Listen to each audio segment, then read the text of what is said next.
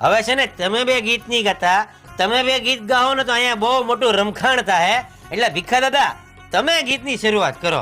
તમે વડીલ છો અને ગુણી છો, તમારામાં એટલા ગુણ છે ને કે તમે ગમે ને પાડી દો છો. એટલે તમે ગાવ તો આ બેનુને કંઈક સાંભળવાનો મોકો મળે. ગાવ. हम तुम एक कमरे में बंद हो और सावी खो जाएगी.